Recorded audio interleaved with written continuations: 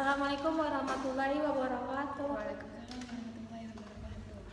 Baik, di sini kami dari kelompok 6 ingin mempresentasikan hasil diskusi kami yang berjudul Urgensi dan Tantangan Ketahanan Nasional dan Bela Negara.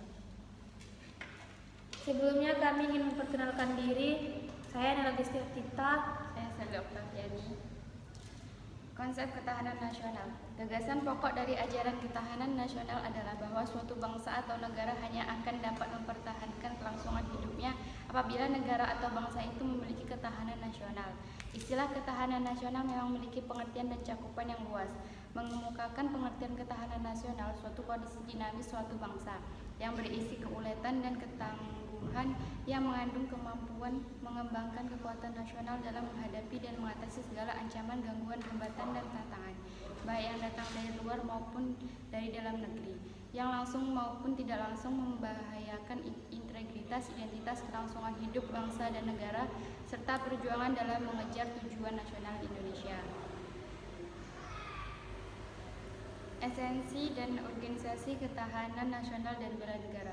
Sudah dikemukakan sebelumnya, terdapat 3 cara pandang dalam melihat ketahanan. Ketiganya menghasilkan 3 wajah ketahanan nasional, yakni ketahanan nasional sebagai konsepsi, ketahanan nasional sebagai kondisi, dan ketahanan nasional sebagai konsepsi atau doktrin. Ketiganya bisa saling berkaitan karena diikat oleh pemikiran bahwa kehidupan nasional ini dipengaruhi oleh 8 gatra sebagai unsurnya, atau dikenal dengan nama ketahanan nasional berlandaskan ajaran Astagatra. Konsepsi ini selanjutnya digunakan sebagai strategi, cara atau pendekatan di dalam mengupayakan ketahanan nasional Indonesia ke depan. Gatra ini juga digunakan sebagai tolak ukur dalam menilai ketahanan nasional Indonesia sebagai kondisi.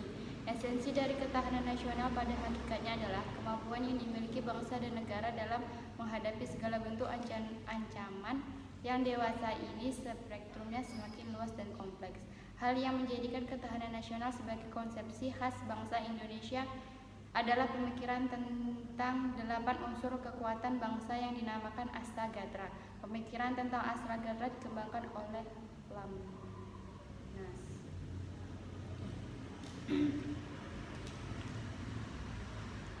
Kekuatan nasional Indonesia dipengaruhi oleh 8 unsur-unsur ketahanan nasional model Indonesia, terdiri atas 8 unsur yang dinamakan Astragatra yang terdiri dari gatra 3 gatra alamiah dan pancagatra sosial. Unsur atau gatra dalam ketahanan nasional Indonesia tersebut sebagai berikut.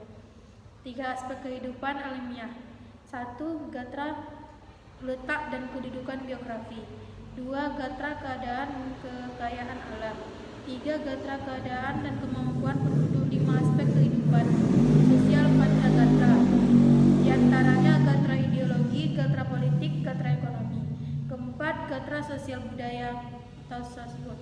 5. Gatra pertahanan dan keamanan. Model Astagatra merupakan perangkat hubungan bidang-bidang kehidupan manusia dan budaya yang berlangsung di atas bumi ini dengan memanfaatkan segala kekayaan alam yang dapat dicapai dengan menggunakan kemampuannya.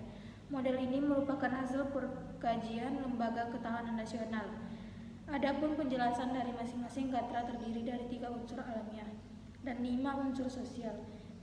Terdapat hubungan antara ketahanan nasional dengan pembelaan negara atau bela negara. Bela negara merupakan perwujudan warga negara dalam upaya mempertahankan dan meningkatkan ketahanan nasional bangsa Indonesia. Keikut serta warga negara dalam upaya menghadapi atau mengulangi ancaman hakikat ketahanan nasional dilakukan dalam wujud upaya bela negara. Terdapat 2 bentuk bela negara, yaitu bela negara secara fisik dan non-fisik. Bela negara secara fisik pengertiannya lebih sempit daripada bela negara secara non-fisik. Bela negara secara fisik menurut Undang-Undang Nomor 3 Tahun 2002 tentang Pertahanan Negara. Keikutsertaan warga negara dalam bela negara secara fisik dapat dilakukan dengan menjadi anggota Tentara Nasional Indonesia dan pelatihan dasar kemiliteran. Sebagaimana telah diuraikan sebelumnya bahwa bela negara tidak selalu harus berarti memanggul senjata menghadapi musuh, atau bela negara yang militeristik. Menurut Undang-Undang Nomor 3 Tahun 2022 tentang Pertahanan Negara, keikutsertaan warga negara dalam bela negara secara non-fisik dapat diselenggarakan melalui pendidikan kewarganegaraan dan pengabdian sesuai dengan profesi. Pendidikan kewarganegaraan diberikan dengan maksud menamakan semangat kebangsaan dan cinta tanah air. Pendidikan kewarganegaraan dapat dilaksanakan melalui jalur formal sekolah perguruan tinggi dan jalur non-formal atau sosial kemasyarakatan.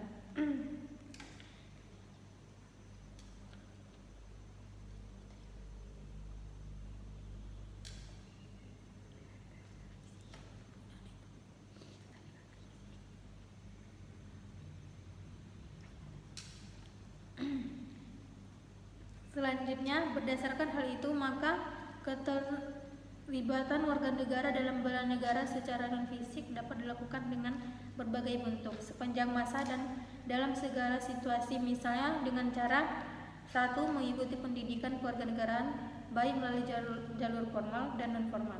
2. Melaksanakan kehidupan berdemokrasi dengan menghargai perbedaan pendapat dan tidak memaksakan kehendak dalam memecahkan masalah bersama. 3. Mengabadikan yang tulus pada lingkungan sekitar dengan menanam, memelihara, dan melestarikan. 4. Berkarya nyata untuk kemanusiaan dan demi memajukan bangsa dan negara.